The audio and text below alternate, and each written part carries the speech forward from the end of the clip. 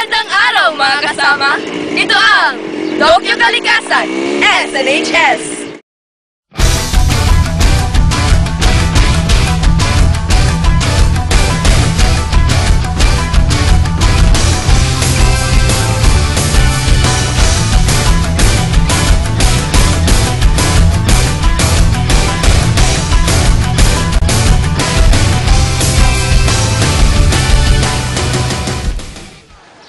Ating silipin at pag-usapan ang bayan ng Solsona. Ako ang inyong kapwa makakalikasan, May Medina. Ako naman ang iyong kaibigan, Janessa Chodoro.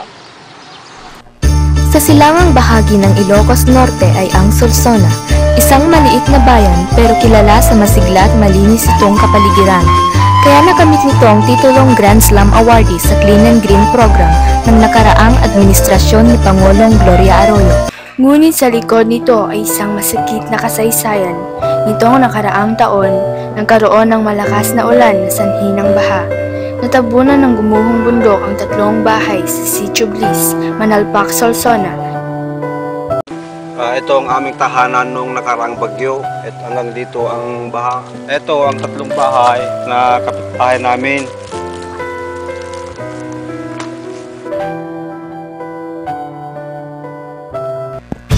Kaya naman, nagdesisyon kaming siyasatin kung ano nga ba ang dahilan. Kasama namin ang iba pang miyembro at tagapayo ng Youth for Environment in Schools Organization ng aming paaralan na umakyat sa bundok. Napaka-presko ng hangin sa itaas at napakagandang tanawin ang aming nasaksihan. Nakita namin ang gilid ng gumuguhong bundok.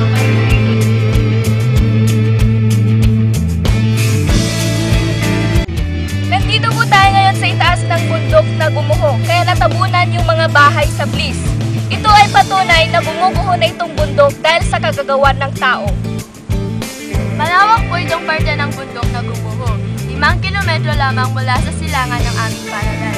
Kaya ito ay malaking panganib sa aming lahat. Nasaksihan din namin ang iba pang dahilan ng sakunang nangyari. Nasunog ang bundok at may mga tambak ng naputol na punong kahoy. Kaya sumidhi ang aming dedikasyon upang isakatuparan ng aming misyon para sa kalikasan upang maiwasan ang sakunang ganito. Ito ay ilan sa mga letratong kuha namin sa isinagawa naming information dissemination. Inimbitahan namin ang Solsona Fire Department para ituro ang tamang paraan ng pagsugpo ng sunog.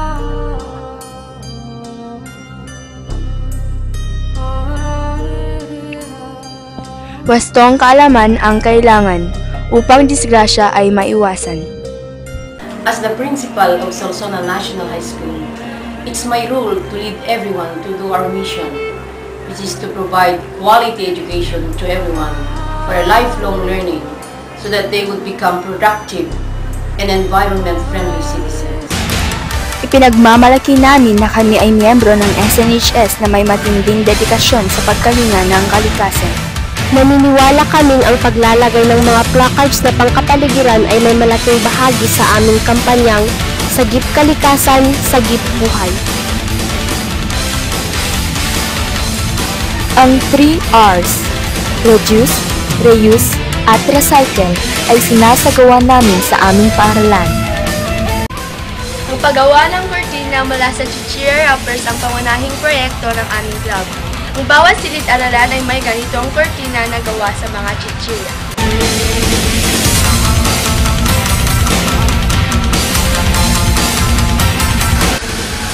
Kasama ko ngayon si Ma'am Irene na kasalukuyang nag-check ng mga proyekto na gawa mula sa mga papel at mga chichirya. Talagang malikhain ang mga taga-Solsona National High School kasi nga nakakagawa sila ng mga produkto katulad ito, bulaklak, nagawa sa plastic at mga bases na gawa sa papel.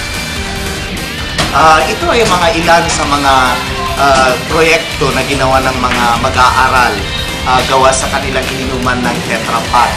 Ito yung punch bag, sling bag, hand carry bag. Ito naman yung napakakulay na pwedeng gamitin na market bag. Ito naman yung napakagandang payong. Mga gulay na aming itinanim sa mga recycled na bagay. Ang lalago nila dahil ang mga patabang galing sa aming compost piles ang aming ginagamit.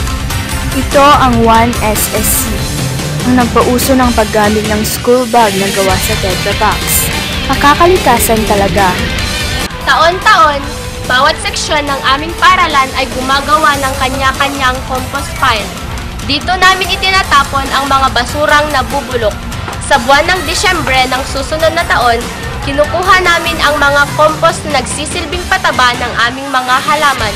Kaya ngayong taon, ito na naman ang mga bagong gawang compost piles.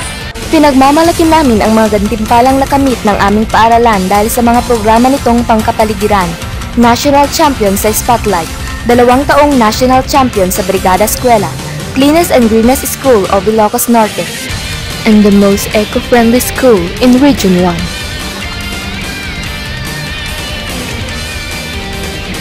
Nandito kami ngayon sa bahay ng isa sa mga pangunahing taga-suporta ng aming club, si Ginang Imelda Coste. Nandito kami upang hingi ng kanyang pahayag kung bakit lagi siyang sumusuporta sa aming paaralan, lalong-lalo na ang aming YesO Club. Bilang isang membro ng PTA ng Solsona National High School, naniniwala ako na ang mga mag-aaral ang mga pangunahing pag-asa ng ating komunidad. Kaya ako at ang aking pamilya ay nakahandang sumuporta sa mga programa ng paaralan sa abot ng aming makakaya. Sir, bakit po ba patuloy ninyong sinusuportahan ng aming organisasyon? Bilang responsibleng miyembro ng komunidad at isang dating teacher, ako ay naniniwala sa magandang layunin ng organisasyon ng mga nag-aaral dito sa Solsona National High School.